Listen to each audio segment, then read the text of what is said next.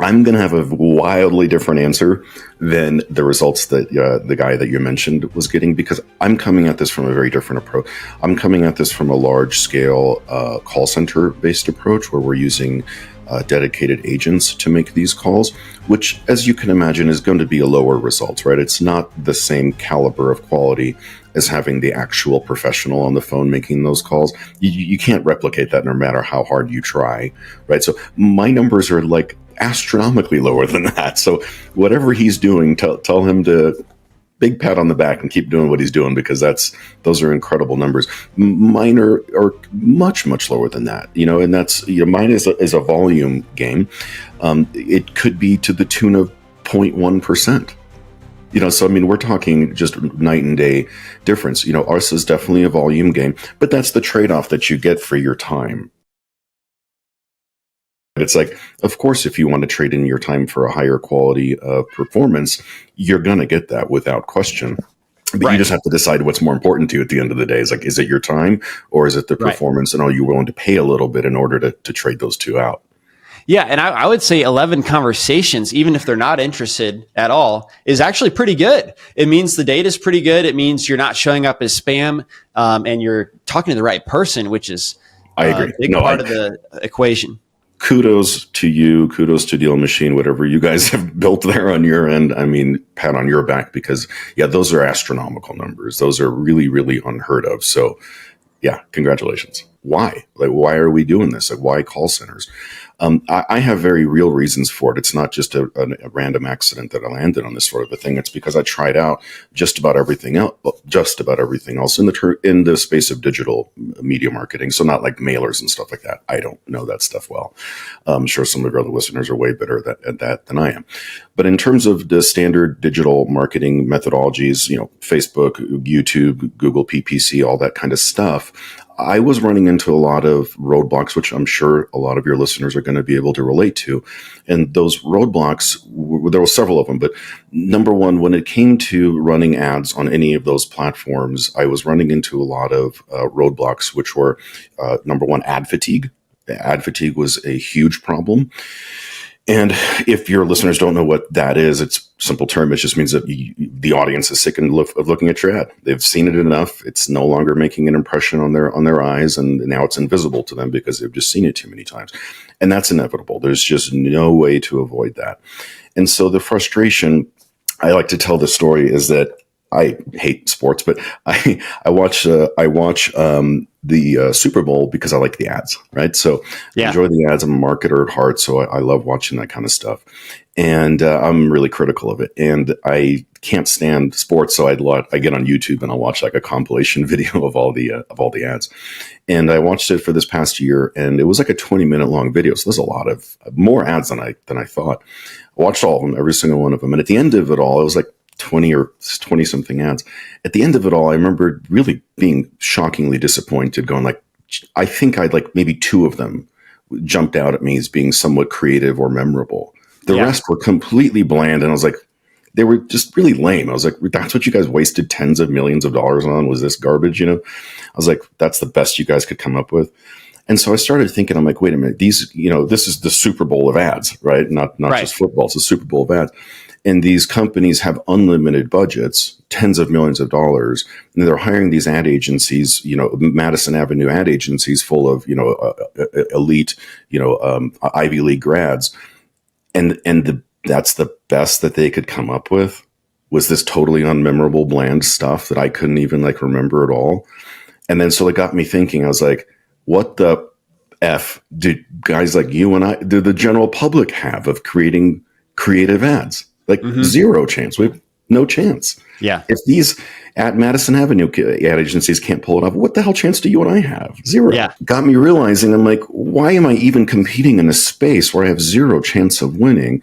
And more importantly, constantly have to reinvent and come up with something creative. So like, even if I were to get lucky enough to come up with an ad that worked, which is so slim, but even if I were to come up with an ad that worked, okay, it'll last for a month or 2 or 4 or 6, whatever. And then it's going to hit a wall. It'll hit that ad fatigue wall. And then people will stop caring about it. And then guess what? Now I'm right back to the beginning of the problem again. I got to start all over again and hope hope that I can come up with yet another brilliant ad. And what are the chances of me able to pull it off a miracle twice? Right. Almost none, right? Yeah. So there's that problem, right? Okay, so the ad fatigue problem was number one, and the creativity problem was number two. And then on top of that, okay, so now let's pretend you get a magical winning ad because you've got some creative pitch and you're not just, you're not doing the usual thing because you've got some usual niche going on. Cool. And you should. So if you've got some creative niche going on and maybe you have an ad that's working for you, Facebook is a fickle little B word. Right? I don't think I need to preach this too much. Facebook is so damn fickle. It's so damn fickle because now you're thrilled. You're like, great, it's working. Let's crank up the ad spend. Now you get introduced to yet another problem, which is that Facebook throttles you when you start increasing your ad spend too much for a multitude of crazy, wacky, unbeknownst reasons. They could throttle you because now they throw you back into learning mode. And if you don't know what that is, good luck. Now you get to learn what that is. And or they can just simply flag your account as potentially concerning to them because suddenly you're increasing your ad spend in a way that might raise some red flags to them, which is another weird thing. So there's all these problems that you're constantly running into. So now you got to go hire a full-time ad agency to manage your Facebook account, and that ain't cheap if you don't want to do it yourself, which good luck if you try to do it yourself. So I think you can see where I'm going with this. It's just one problem after another. And any problem that I just mentioned to you in Facebook, you can just wash, rinse, and repeat it with YouTube and Google PPC. They've all got their own share of problems. And the Google PPC don't even get me started in terms of cost and expense. It's just crazy, crazy expensive. So it got me realizing, I'm like, I've got to figure out a different way to go about doing this. And so I was already dabbling with having some cold calling agents who were just kind of working for me part-time, just dabbling, right? But it was working a little bit here and there, lightly. It was working. And so, but it was working was the moral of the story. And so that's kind of what kind of led me down the path of the call center thing, is because I realized that the other big problem, which I didn't even mention, is that with Facebook and all the other forms of online marketing, now you've got to deal with all your competitors. As soon as, what happens the second you think about a product, Mark Zuckerberg is already throwing you 1,000 ads all about it. And you're like, I didn't even type that in anywhere. All I thought about was it's eerie, right? It's creepy. Yeah, exactly. And all you got to do is think about it, and he's already serving you ads. So it's like, the second you click on some sort of, cash buyer ad, there's 1,000 other cash buyer ads that pop up. And guess what? They're probably better than yours. Assume that they are, sure, or they're pitching some scam. I think we could all relate to the challenge and the dauntingness of coming up with like a from scratch, really creative idea that hooks attention. I know I can. For sure. It's a full-time job. I mean, it really becomes a full-time job. And so that was one of the beautiful parts about running a call center. And please keep in mind, I don't want your listeners to think that a call center is necessarily some big, giant, bloated operation, a basement full of, people, in the Philippines. That's one version of one, but that's not even what I'm referring to. It could literally be a guy working for you. A setter closer model is technically a mini call center, right? So I don't want people thinking this is some unattainable goal, but having a call center is wonderful because now you're not dealing with all those other scammy competitor ads, because there's always some scammer out there who's boasting something that you can't live up to because it's not even real. You don't have to deal with. And guess what? That's the only thing that home seller is potentially going to remember. Well, this guy said he's going to pay me cash and pay me today and pay me what I'm asking for. And you're like, oh, great. Okay, now I got to deal with scam ads on top of that. Well, none of that applies when you're doing the call center model. You don't have to deal with the scammy ads. You don't have to deal with scammy competitors. You don't have to deal with Mark Zuckerberg. All those problems kind of go away. It's a much more unspoiled territory. And were you calling yourself, or did you immediately hire somebody to come call for you? Self-admittedly, I've never made a cold call in my life. Got it. Well, who was the first person, how did you find them and how did it work out? That's a great question. I think I got linked up with a friend of a friend. It was in the solar space, and he was kind of dabbling in the call center spaces, and he really didn't know what the hell he was doing. So he kind of helped get me sort of set up using his rather, rudimentary tools at the time. So I kind of started doing that. It was like a very broken model of a call center, and it didn't work. Spoiler alert, I had to shut that version down. I'm a very transparent person. Why didn't it work? Because I didn't know there was so many components.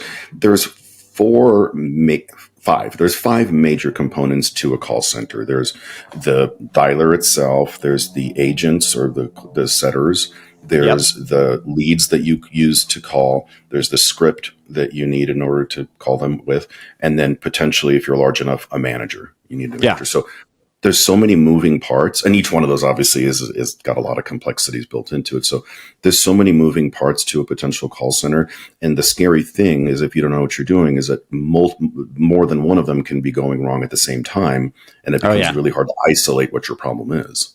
Yeah. If you can't Totally. isolate the problem, how do you fix it? Yeah. Yeah. It's So you just just were spending money, not getting any results. You have to shut something like that down. bingo. Yeah, Got and it. that happened to me twice. So twice I tried building a call center by myself without guidance, not knowing anything, and Hmm. both times it failed. It took Got it. me. There was no mentor that I could hire. There was no coaching program. There was no consultant for hire. There was just, I mean, maybe there was, but I couldn't find him.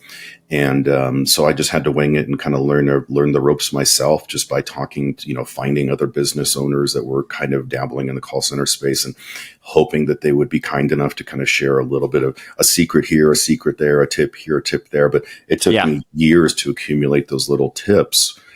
I wish I had an opportunity to just pay someone, just a reasonably priced person. Like, please take my money so that I can just get all these damn questions answered now. Because I'm telling you, having five variables and which you cannot narrow down and isolate which one is the problem, that's a Right. cause for anxiety right there. Yeah.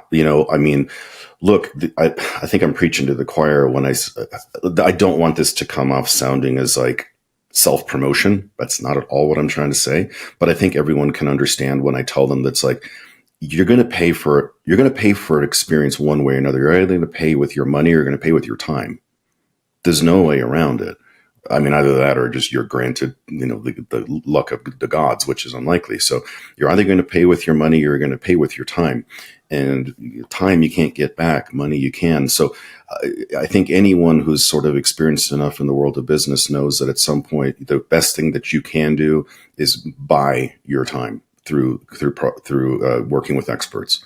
So you Right. find an expert and you just give him money, and hopefully you get a good deal, and hopefully he doesn't rip you off. And if he does, you find someone different. But you pay for the experience, because what you need to do is you need to compress time. You need to pay to compress time. Hmm. So Otherwise, you're wasting. do you build a call center for people? Do you run it for them ongoing, or do you just sell guidance, consulting, or information on how to set up, the five frameworks that you mentioned? Yes. All three. Yes, all of the above. Got it. We can do all the above. So most commonly, we do full build outs for people, and they can be small. By the way, I don't want people to think like this. Again, not some huge operation. We can do something as small as starting with just 3 agents. So it Hmm. doesn't have to be some big bloated operation. We can do 3. We can do 300. It's really whatever you want. But typically, we're doing small stuff. My run-of-the-mill build-out is between 3 and 10 agents, so nothing particularly huge. But yes, I said yes because we can do all of the above. So I can do consulting packages as well. So I do once in a while get people who already have an operation going, and they really don't need the whole thing, and that's fine. And I'm not going to try to sell them on the whole thing, but I'll just give them a consulting package, and I'll teach them the exact same things that I would teach to someone who's doing a full build out with me. So I'm not going to hold anything back. I'm not going to keep secrets and hold it away from them. I'll give them the exact same level of information that they would get if they're building a full call center with me. They're just maybe not going to get some of the components because they've already got them.